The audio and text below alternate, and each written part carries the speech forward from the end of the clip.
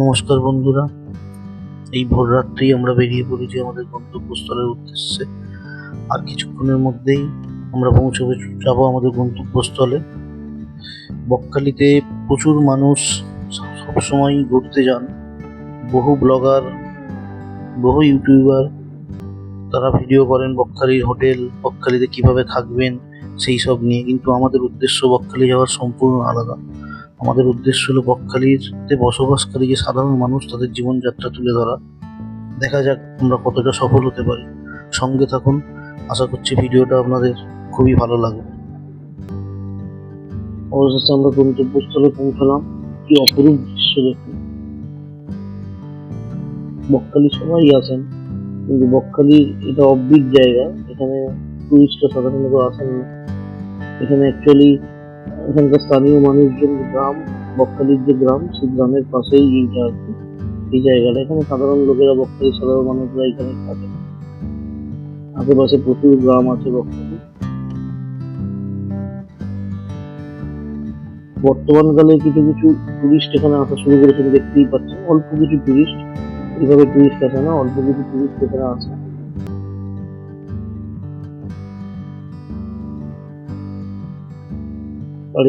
চারিদিকে সমুদ্র আর সমুদ্র, অপরূপ দৃশ্য। আচ্ছা, সবার ট্রলার থাকে না, এই যে এক্ষুনি দেখলেন, এইটা জলে ভাসিয়ে নৌকার মতো কাজ করে।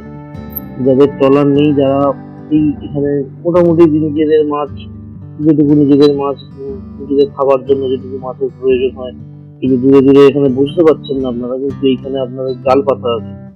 তো দূরে দূরে জাল পাতা আছে, এবার ওই জালটা পাতাই থাকে, তারা মাঝে মাঝে ওইটা করে যান, গিয়ে দেখে আসেন জালে কিছু মাছ পড়লো কিনা, সেখান থেকে ছাড়িয়ে নিয়ে চলে আসেন। এই যে ভদ্রলোক, তিনি এটা করে একটু আগে গেছিলেন।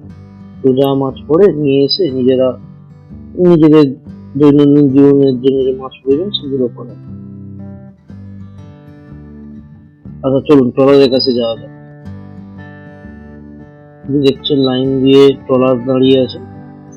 হয়তো কেউ 2 দিন, কেউ 3 দিন, কেউ 4 দিন আগে গিয়েছিল মাছ ধরতে। তো ওরা সব ফিরে এসছে।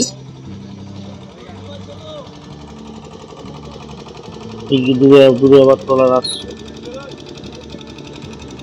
মূলত এখানে ঠিক থাকে না, 2 দিন 3 দিন 4 দিন থাকে, এক সপ্তাহ হয়ে যায়। বর্ষাকালের দিকে দিনের দিন মাছ চলে আসে, মানে সকালে বেরোলে বিকালবেলা দিয়ে চলে আসে মাছ। কিন্তু বাদ বাকি সময় বর্ষাকাল শীতকালের সময় এখন দূরে দূরে মাছ আনতে যেতে হয়। এবার 2 দিন 3 দিন পর পর মাছ পড়লে ওনারা চলে আসেন নিয়ে। নিয়ে যে মাছগুলো ট্রলারে, ওই যেগুলোকে বলা হচ্ছে ছোট ছোট ক্যারেট। তো এই ক্যারেটে হচ্ছে মাছগুলো ভর্তি করা হয়। এবার ভর্তি করে প্রথমে মাছ যেগুলো আসা হয়, সেগুলো মাছগুলোকে বাছাই করা হয়। বাছাই করে এবার বিভিন্ন রকমের মাছ পড়ে, তো সবসময় এক রকমের মাছ পড়ে না। এবার যে মাছগুলো আনা হয় বাছাই করে বিভিন্ন ক্যারেটে রাখা হয়। এবার এখান থেকে চলে যাবে পাশে আড়তে। এবার সেখান থেকে ছোটখাটো একটা নিলাম মতো হয়। এবার যে যেরকম, যার দামটা হাই উঠবে সেই মাছগুলোকে নিয়ে যাবে। নিয়ে গিয়ে সব মাছ তো আর বিক্রি হবে না, যতটা বিক্রি হবে হবে, বাকিটা শুটকি মাছের জন্য, শুটকি মাছের যারা ব্যবসা করে তাদের কাছে চালান করে দেওয়া। দেখুন নিয়ে মাছ বা লটকে মাছ। এখন বর্তমানে শীতের সিজনে শুনলাম এই মাছটাই বেশি পড়ছে।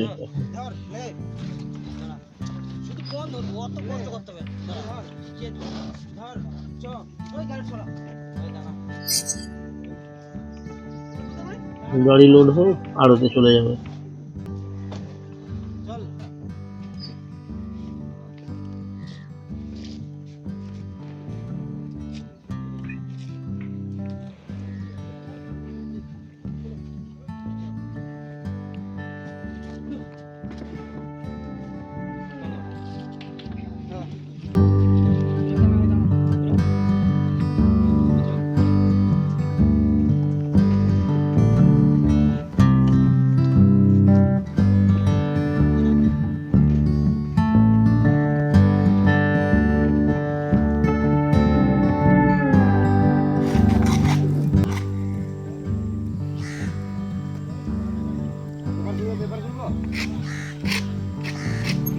এইখানে দেখুন, এখানে লটকে মাছ ছাড়াও এখানে এটাকে সম্ভবত বলা হয় খয়রা।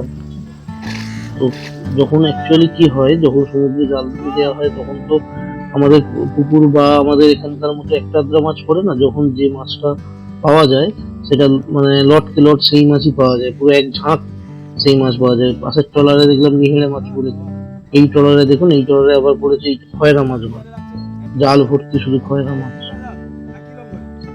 যখন যে ঝাঁকটা আর কি পেয়ে যান সেই ঝাঁকই সেই এক ঝাঁক সেই মাছ পাওয়া যায়। সাধারণত অন্য মাছ থাকলেও সেটা খুবই অল্প পরিমাণে থাকে। এনারা তো মাছ সমুদ্রের মাছ ধরতে যান, যখন যে ঝাঁক পাবেন মোটামুটি সেই মাছেরই মাছই পেয়ে যাবেন। তুলেছেন, জাল ছাড়াচ্ছেন, জাল ছাড়িয়ে এগুলো রাখা হবে, যাতে আবার এগুলোও ক্যারটে করে চলে যাবে আড়তে।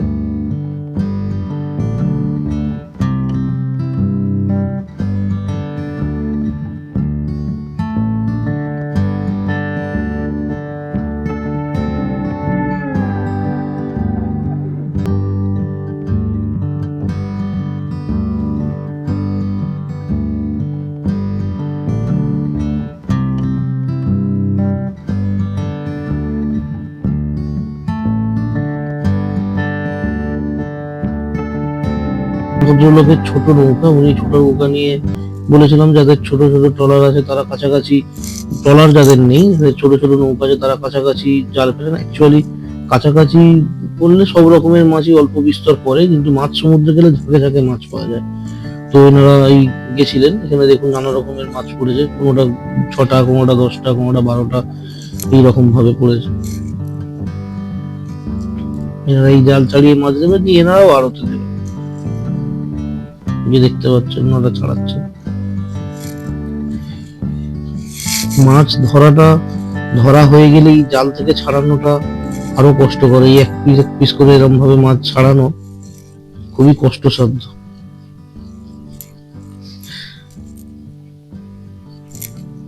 চলুন আমরা মাছ ধরা দেখলাম, এবার আমরা ঘুরে আসি। এই মাছ যে আড়তে যায়, আড়ত থেকে সেখান থেকে আবার যারা ব্যবসা করেন শুটকি মাছের ব্যবসা, তারা ওখান থেকে কিনে আনেন।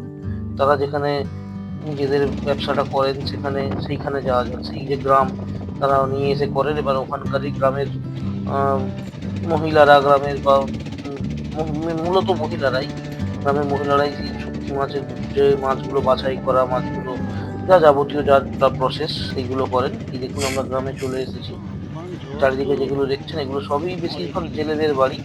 এনাদের ছেলে মানে বাড়ির যারা ছেলে তারা নৌকায় বা ট্রলারে করে মাছ ধরতে যান, আর বাড়ির যারা স্ত্রী বিশেষত যারা মহিলা, ছোট ছোট ছেলে মেয়ে, এরা কি কাজ করে, এরা এই শুটকি মাছের যে ব্যবসা, সেই ব্যবসায় মাছ বাছা, মাছটাকে শুকোতে দেওয়া, এইসব কাজগুলো করে।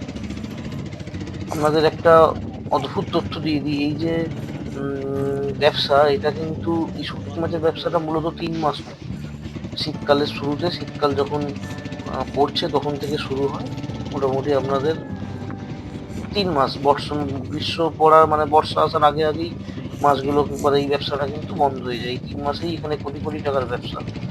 তারপর এখানকার যে সমস্ত ভদ্রমহিলারা যারা এই সমস্ত বাড়ির যারা ভদ্রমহিলা, তারা কিন্তু বাড়িতেই থাকেন, তাদের আর এখানে অন্য কোনো শিল্প বা অন্য কোনো কাজ নেই। এই 3 মাসের জন্য এই ব্যবসাটা বসে, 3 মাসের জন্য এনারা এই কাজগুলো করেন। এগুলো যার জন্য আপনি দেখবেন এখানে যে এই যে চারিদিকে পাতা আছে, বিভিন্ন রকমের এই যে বেড়া করা আছে, এগুলো কিন্তু অস্থায়ীভাবে, এগুলো কোনোটাই পার্মানেন্ট যার জন্য করা হয়। 3 মাস হয়ে যাওয়ার পর এগুলো আবার খুলে নিয়ে নেওয়া। আর আমরা চলে এসেছি, আমরা দেখুন চারিদিকে যেখানেই দেখবেন মানে বিঘের পর বিঘে জমিতে এইভাবে চাষ হয়ে যাচ্ছে। আপনারা দেখতেই পাচ্ছেন মাছগুলোকে কিভাবে টাঙানো আছে, এইভাবে 2-3 দিন টাঙানো থাকে, 2-3 দিন টাঙানোর পর শুকিয়ে যায়, শুকিয়ে গেলে আবার এগুলো খুলে নিয়ে নতুন মাছ আবার এখানে টাঙানো হয়। কিন্তু আপনি দেখতে পাচ্ছেন এই সমস্ত ভদ্রমহিলা এখানে কাজ করেন। দিদি এইখানে যে এই শুকো মাছ হয়, এই পুরোটাই কি নেড়ে মাছ দিয়েই হয়? না নেড়ে মাছ নাই, এরা নেড়ে মাছের কারবার করে, তাই নেড়ে মাছ, নাহলে বিভিন্ন রকম মাছ। আচ্ছা, ওই যে নেট বিছানো আছে না ওদিকে, নীল রঙের সব নেট মারা আছে, হ্যাঁ, ওগুলোতে অনেক রকমের মাছ আছে, ওই যে দেখা যাচ্ছে। আচ্ছা আচ্ছা। শুকো মাছ কি সব রকমের মাছ দিয়েই হয়? হ্যাঁ, বেশি নেড়ে মাছ দিয়ে হয় নাকি? নেড়ে মাছ দিয়ে বেশি নয়, মানে এই সময়টাতে একটু নেড়ে মাছটা বেশি আসে বলে ওই জন্য বেশি, না হলে নেড়ে মাছের থেকে সব রকমের মাছ। আচ্ছা আচ্ছা। আপনারা কি এখানে কাজ করেন? হ্যাঁ।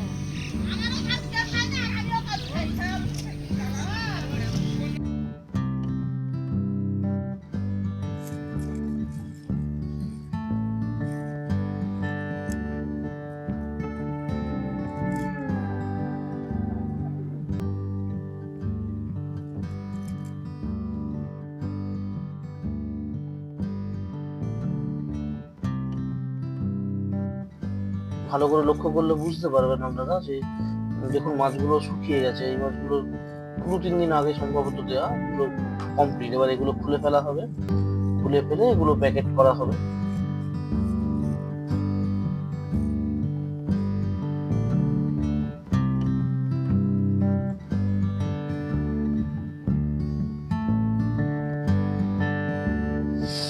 দেখুন এখানে আছে, এখানে শুধু এখানে কত রকমের মাছ আছে। সমস্ত মাছ আলাদা আলাদা করে যে যার প্রজাতি অনুযায়ী মাছগুলোকে আলাদা করে রাখা হচ্ছে।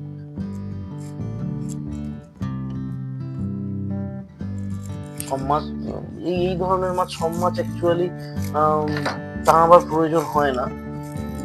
কিছু মাছ এইরকম ভাবে আপনার যেগুলো ধরুন এমনি গঙ্গার অন্যান্য যে মাছগুলো, মূলত লটকে মাছ যেটা বলা হয়, লটকে মাছটা মূলত ওইভাবে টাঙিয়ে রাখতে হয়। কিন্তু এই ধরনের যে মাছগুলো আছে, এই মাছগুলো এমনি রেখে দিলে, মাছ তো আপনারা বুঝতেই পারছেন, এমনি পরিষ্কার করে রোদ্দুরে ফেলে দিলেই কিছুদিন পর আস্তে আস্তে শুকনো হয়। কিন্তু লটকে মাছটা ওইভাবে হয় না। আমি জিজ্ঞাসা করেছিলাম, তো ওনারা বললেন যে লটকে মাছটা ওইভাবে রাখলে পচে যাওয়ার একটা ব্যাপার থাকে, যার জন্য ওটাকে পরিষ্কার করে আলাদা আলাদা ভাবে টাঙানো। অন্যান্য যে ধরনের মাছ যেগুলো আছে সেগুলো এইভাবেই করা হয়, এইভাবেই শুকনো হয়ে যায়। 2-3 দিন পরে শুকিয়ে গেলে আবার নতুন লট ঢালা হয়।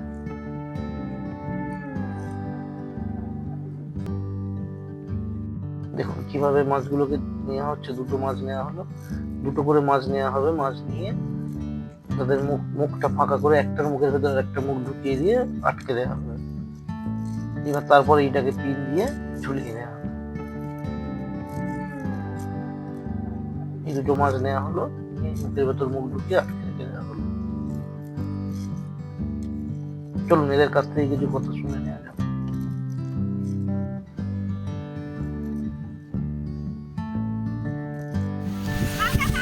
দিদির বাড়ি কি এখানে এইসব চত্বরে আপনাদের বাড়ি?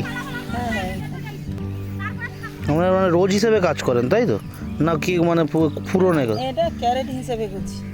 য ক্যারেট টানবো ত ক্যারেটের প্রয়োজন হয়। ক্যারেট বলতে কি এক একটা বান্ডিল? ও আচ্ছা, হ্যাঁ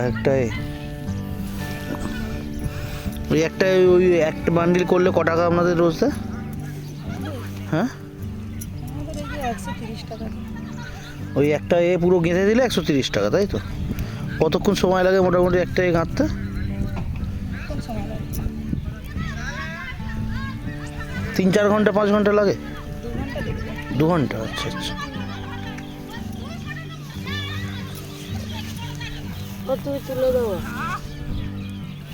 এবার আপনারা দুজনে মিলে করুন আর 3 জনে মিলে করুন, ওই একটা করলে 130 টাকা দেবে তাই তো? আচ্ছা আচ্ছা। সারা বছর কাজ হয় এটা? না তাহলে এই টাইমটাই শীতকালে? আচ্ছা। বর্ষাকাল বললে এই সব বন্ধ তাই তো? না, বর্ষাকালে হয়। তখন আপনারা কি করেন, এমনি বাড়িতেই থাকেন? আর কোনো অন্য কোনো কাজ আছে এখানে? এই একটা সিজনেই কাজ হয় তাই তো? কাচ্চা সবাইকে দিয়ে করি। আমরা কী করবো, এইটা খাটাখানি করলে আমাদের চাষবাসের জায়গাও নেই, এইটার উপরে আমাদের নির্ভর। আচ্ছা, তাহলে ওই বর্ষাকাল বা এই সময়গুলো কি করেন? আচ্ছা।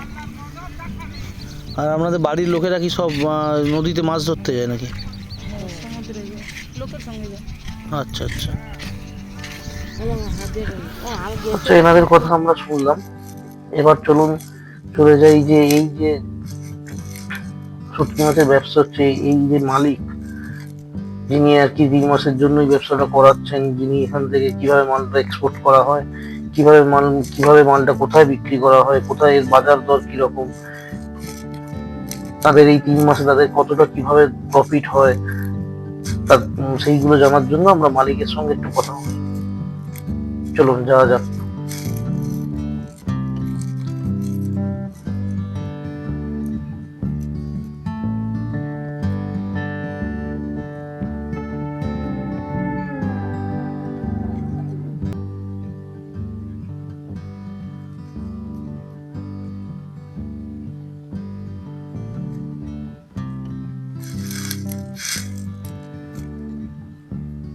আপনারা এইখান থেকে ধরুন নৌকা ছেড়ে মানে কত দূরে যান তবু, মানে একদম মাঝ সমুদ্র এখানে? আমরা অনেক দূর যাই এখান থেকে, 5 ঘন্টা, 6 ঘন্টা, 7 ঘন্টা, 3 ঘন্টা। মাছের উপরে মাছ যেখানে যেমন পাওয়া যায় তার সন্ধান করতে করতে যতটা পর্যন্ত যাওয়া যায়, বাংলাদেশের বর্ডার পর্যন্ত, মানে আমাদের এরিয়া পর্যন্ত হ্যাঁ। যেতে গেলে যত সময় লাগে আমরা সেটা মাছ পাই না, মাছ খুঁজতে খুঁজতে খুঁজতে খুঁজতে আমাদের বর্ডার পর্যন্ত চলে যায়। আচ্ছা। একটা বর্ডারের একটা তো লিমিট আছে, একটা সীমারেখা আছে, সেই পর্যন্ত আমরাও চলে যাই। আর ওই যে লুথিয়ান বলছেন যেটা, ওখানে কি কোনো প্রাণীও নেই, মানে কোনো? হ্যাঁ হ্যাঁ, জীবজন্তু আছে, মানে বাঘ নেই, বাঘ নেই, এমনি, হরিণ ফরিণ ইত্যাদি আছে শুনেছি। হরিণ টরিণ আছে শুনে? আপনারা ধরতে গিয়েও নামতে দেয় না, মানে যদি ধরতে ধরতে ওখানে পৌঁছে যান তাহলেও নামতে দেয় না? না না, নিষিদ্ধ।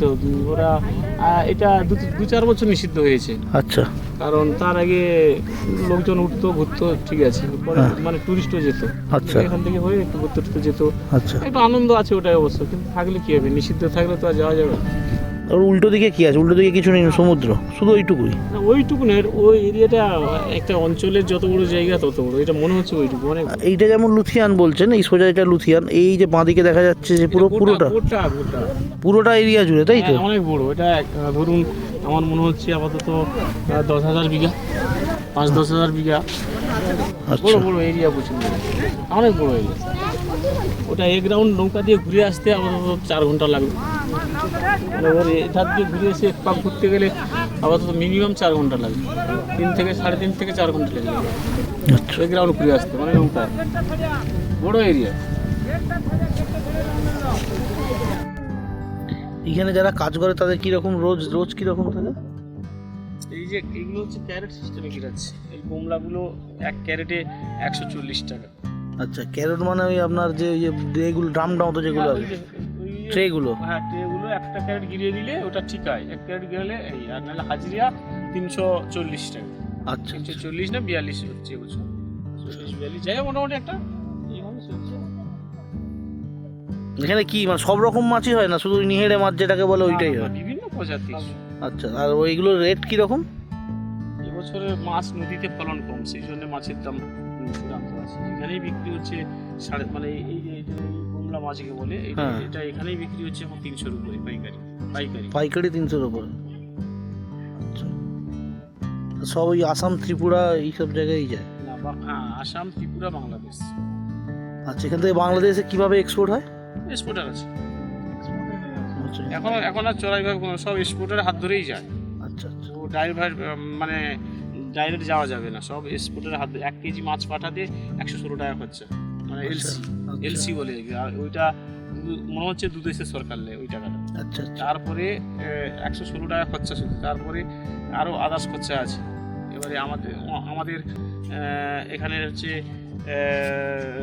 মানে আমাদের মাছের উপরে কাটিং করে, ও আমাদের 100, মানে আমাদের হচ্ছে এখানে 70, মানে ওদের 100, মানে 30 টাকা হ্যাঁ হ্যাঁ, ওটা জানি। না কাটিং হয়, কিন্তু মাছের উপরে একটা এক্সট্রা কাটিং হয়। আচ্ছা আচ্ছা 30 টাকা বাটটা, মানে আচ্ছা বাট আচ্ছা। শতকরা 30 নেই, তাদের দেশে 100, মানে আমাদের 70, এইভাবে হিসাবে কাটিং করে মাছ বেচা কেনা হয়। খুব চৌক্য আছে, তারপরে ওখানে একটা দাম ভালো যায় বাংলাদেশে। আচ্ছা, বাংলাদেশেও তো এরকম নদী আছে তো বাংলাদেশেও তো শুকো মাছ তার মানে প্রচুর হয়, তারপরেও এখান থেকে এক্সপোর্ট করতে হয়? হ্যাঁ, বাংলাদেশের জনসংখ্যা ভালো আছে, আর বাংলাদেশের মুসলিম সম্প্রদায়ের মানুষ তো হ্যাঁ। শুটকি মাছের প্রিয়, পছন্দ করে বেশি। আচ্ছা যার জন্য বাংলাদেশ থেকে মনে হচ্ছে আর অন্য যারা মুসলিম এরিয়া, সৌদি আরব, এটা ওটা আছে, আমার মনে হচ্ছে ওখান থেকেও কিছু কিছু মাছ এক্সপোর্ট হয়ে যেত ওদিকে, হ্যাঁ হ্যাঁ মনে হচ্ছে আমার, যদি আমার হ্যাঁ। জানা নেই, মনে হচ্ছে। আর ওই এরিয়াটাও তো, বাংলাদেশ এরিয়াটাও বড়, সেক্ষেত্রে ওখানে কিন্তু শুটকি মাছও খায়। মানে বাংলাদেশে যা ফলন হয় দিতে পারে না, এখান থেকেও এক্সপোর্ট করতে হয়। যাওয়া দিতে পারে না, আমাদের থেকে ভালোই মাছ।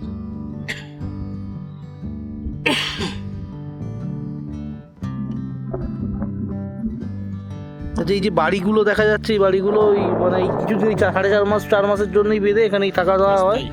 আচ্ছা 4 মাসের ওই 4 মাস 4.5 মাস মরুভূমি, এখানে এগুলো কেউ থাকবে না, মানে তোমার একা আসতে ভয় হতে লাগবে। আচ্ছা আচ্ছা। আর জ্বরের সময় জল কি ওপরে ওঠে? কতটা ওঠে জ্বরের সময় জল? আমরা তো বর্ষাকালের সময় থাকি না, ওই জল একবারে অতিরিক্ত ওঠে না। ঝড় বাদল হয় তখন ওই চাতালটা ডুবে যেতে পারে, কিন্তু একবার ডুবে গেলে তো চাতাল থাকবে না, বালি তো টেনে নিত, বালি যেহেতু বসে গেছে, মানে একদম ওঠে না। ঝড় ঝাপটা দুর্যোগ হলে রাত্রে হয়তো উঠে, নাহলে ওঠে না। এটা রাতে আপনাদের এই যে মাছগুলো শুকোচ্ছে রাতে সারা রাত এরমভাবেই ঝোলে? এখন চার একটা রোদের পরে মাছটাকে একটা জায়গায় গিয়ে পেপারের ভিতরে ঢুকবে, আচ্ছা। তার ছাড়া আর যেরমভাবে শুকোচ্ছে এইভাবেই কি আপনার প্যাকিং হয়ে চলে যাবে, না এরপর কাটিং ফাটিংয়ের ব্যাপার আছে, পেস্টিংয়ের ব্যাপার আছে, ওইভাবে শুকনো করে বস্তায় ভরে কেজি হিসেবে চলে যাবে? আমরা বস্তায় ভরে আমাদের ওই কেজিতেই বিক্রি হয় সব। তো আচ্ছা। আমরা পাইকারি এক বস্তা ধর 40 কেজি, হ্যাঁ, সে 1 কেজির দাম যদি 10 টাকায় 40 কেজি দাম 400 টাকা। ব্যাপার তো এই। হ্যাঁ, ঠিক আছে দাদা, থ্যাংক ইউ।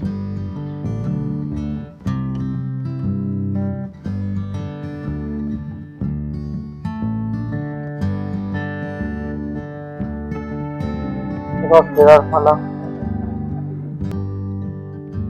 আপনাদের দেখালাম বকখালিতে সবাই ঘুরতে আসে, কিন্তু বকখালির এই চিত্রটা কেউ আপনাদের সামনে আশা করি তুলে ধরেন। তো এইভাবেই এখানে 3 মাসের জন্য বিশেষ পর বিশেষ জমি বিক্রি পাচ্ছেন, বিশেষ পর বিশেষ জমি এইভাবেই হয় ব্যবসা। আবার 3 মাস পর এখানে পড়ে থাকে ধুধু মরুভূমি, তার নিচে কেউ থাকে না। আশা করি আপনাদের ভিডিওটি ভালো লেগেছে। আমরা আমাদের মূল উদ্দেশ্যই হচ্ছে পশ্চিমবাংলার বিভিন্ন এরম প্রান্তরে সেখান থেকে তাদের জীবনযাত্রা, তাদের ছোটখাটো ব্যবসা, আপনাদের অদেখা জিনিস তুলে ধরা। যদি ভিডিওটা ভালো লেগে থাকে তাহলে অবশ্যই লাইক ও সাবস্ক্রাইব করে দেবেন। আজকের মতো এখানে আমাদের এই সফর এখানে শেষ হলো। আশা করি আরো ভালো ভালো ভিডিও নিয়ে আপনাদের সামনে আসতে পারবো। দেখা যাক, আবার দেখা হচ্ছে তাহলে পরের কোনো এরকমই পরের কোনো অদেখা জিনিস নিয়ে যা আপনাদের মন কেড়ে নেয়। বন্ধুরা।